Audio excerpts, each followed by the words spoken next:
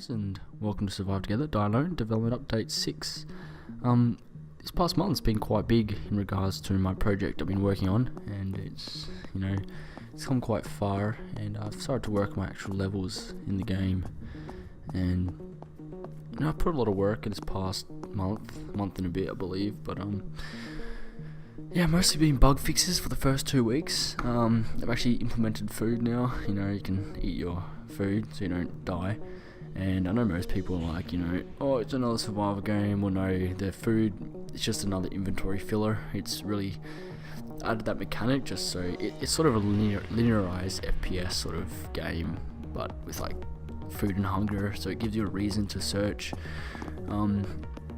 It's not the core mechanics of the game, but it's there. Food's there, and that guy has a weird light on it because it was used for like testing purposes. Items display names now. When you look at them, they have like a little name pop up. That was an easy thing to implement, but it was just like really about me being stuffed to be able to actually do it.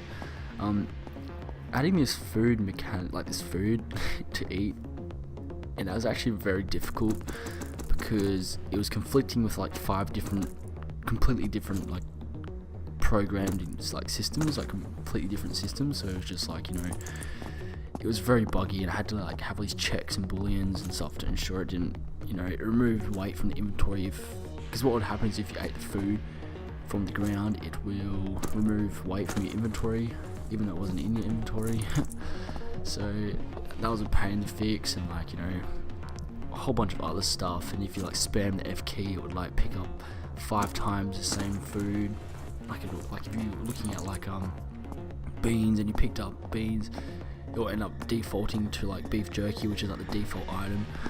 So it was very, very fun to try and fix. But yeah, and also when you eat food, there's a top like below the little northwest, east, southeast thing. When you consume our food, there's like a little expanding bar, like a delay thingy that expands, and basically it just expands to show how long until you've eaten it. And then when you consume food, it also has like a little sound effects and all that. It's pretty nifty. And the resolution I've actually had to turn down because I can't. The computer I have is actually pretty bad and sucks. So I've had to scale the pixels to about 50%. Anyway, I've been working on the hotel scene as well. So I've actually got I've actually finished texturing the whole hotel scene. I'm not very good at texturing or modeling, but I can do it. I know the fundamentals and the basics and basic forms of optimization, but it's there. So I pretty much finished. There's some trees over there. There's still lots of things I need to finish for the inventory. It's still quite lots to do. There's still lots of stuff to do, especially like the main menu system and such. There's still tons of that to do. I'm pretty much gonna have to start working on those things. But anyway, I've pretty much finished the hotel modeling. I've actually started making the level as well, and I've actually got objectives now. Like you can there's like little objective pop-ups on the top of the screen. It says chapter 0 confusion. It also says it in your main inventory. I can configure this to how I want. I built this from the ground up. I'm pretty proud of it, to be honest. It's all included in one macro. I just need to place this one macro down, and I can control it from anywhere. So it remembers chapters, I guess. It seems pretty simple, but it took some time to develop. I'm pretty proud of it.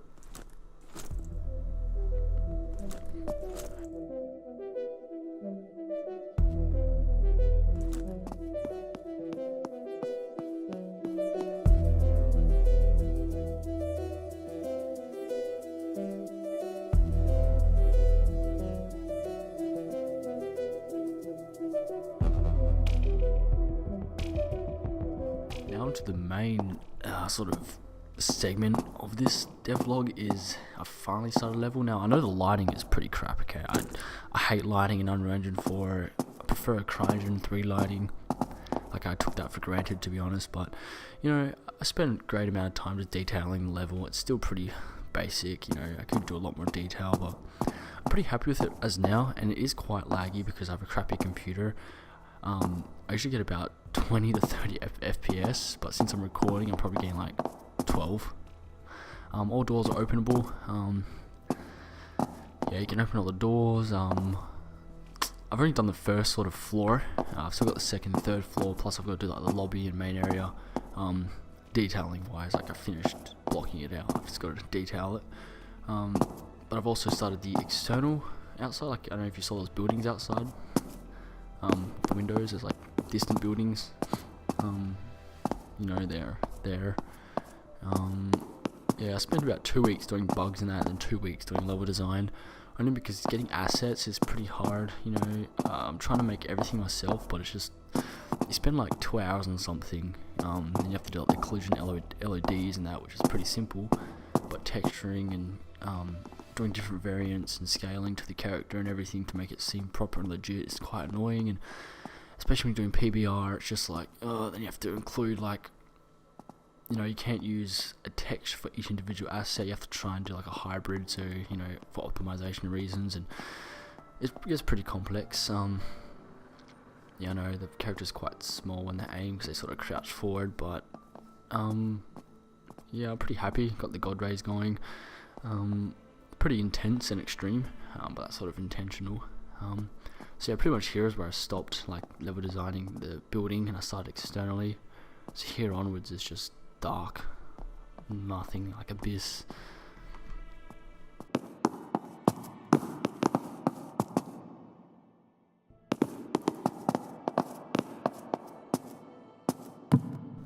So yeah, you can hear the echoes.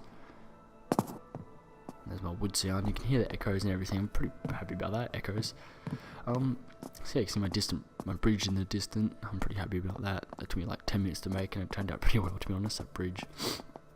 So it's just blocked out. It's not detailed, as you can see. Most of the buildings are not enterable. Some are, but the buildings are not. Well, this one's enterable, but like the game's still a lot to go. You know, the fundamentals are here. You know, I've still got to do all the. Basically, I'm trying to get all levels, like the buildings laid out and the level path and track to take laid out. But then I'm gonna go through and do a sort of medium-sized prop detail, and then go through and do a sort of smaller-sized prop detail, and then also go through and sort of detail the whole world with like foliage and sort of like the Last of Us type stuff, where everything's just overgrown and in abundance, and cars are like 500 years old. But yeah, I'm pretty happy about it. I'm thinking, I don't really know where to go from here. I've just been modeling, like building a level. I originally had something planned out, but it changed completely. But yeah, there's still lots of stuff to do. You know, it's never gonna run out. I've still got to do my main menu, save game states, and I've pretty much done a majority of the actual campaign sort of storyline. The way it's sort of going to work is each chapter the player will start without any sort of equipment. The way it works is, you know, chapter 0, the player is going to be sort of a lone wolf by themselves. They're then going to encounter a radio call, going to attempt to find this like place. This is very generalized compared to what I've written down. Then the sort of what the player collects. To earn the key, they must give back to this place. So anything they find is technically their property. Whenever you want to go on sort of like missions, which each chapter is sort of a mission, you get given, like you get to select what you want to take out into the field. So you go into the room, you choose what you want, and then you can leave.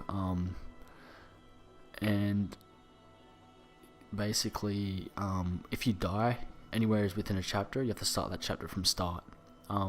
But what I've done is all the items will basically have different spawning locations, except sort of like hero items. So say for example, this isn't going to be like an actual thing like finding a key to unlock a door, but that's just a very broad example. Basically, if there's a key in a set location, that must always be there. It will always be there and not spawn in different locations. Maybe I might do that, I don't know, but hero items won't really be like that.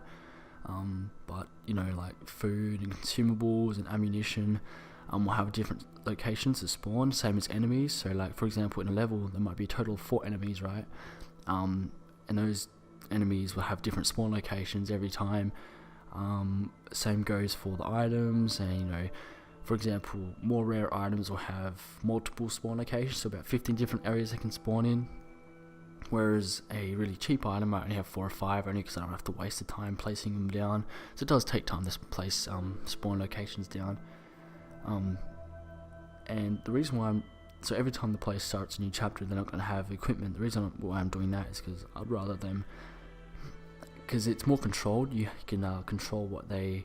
It's more easy to balance, really. Like, for example, if in the first level they find an AK-47 and that carries throughout the whole entire game, it's like, well, I don't really know how to balance that out so that they're not overpowered from the start, type thing. Obviously there are ways around it, but it's sort of difficult because I actually made a mod for Dying Light 1, and I remember you can find secret items, and if the player found the secret item, pretty much for the rest of the game they were like, you know, they had unlimited power pretty much. They're pretty set for the rest of the game. So it's like, I'd rather control the situation and make it feel like the player is always working to keep up with the game rather than the game trying to keep up with the player. It all works out in my head somehow. I don't know if it will work, but basically once I finish this level, I'm going to try and get the main menu done, the save game state's done. Once the main menu is done, and the save game state's to be honest, I'm pretty much finished everything within the game. All I really need to do now is sort of finalize everything, because the HUD looks like crap, and you know, there's a few other things that still look like crap. Animations need fixing. It's more or less going to be finalization of the actual game plus development of the levels, because the levels will take the longest because I need assets, and assets take, you know, years to make. So I'm probably going to have to start hiring out to get those assets complete. I really don't know, but you can purchase stuff on the Unreal Engine 4 platform store marketplace thing, but I'd rather not. Yeah, I'm pretty happy with how the game's going so far. There's still lots to do. I still need to add like all the guns and stuff, so it's going to take time, and you know, there's still lots of finalization to go through and finish. Anyway, that's pretty much the end of this development update.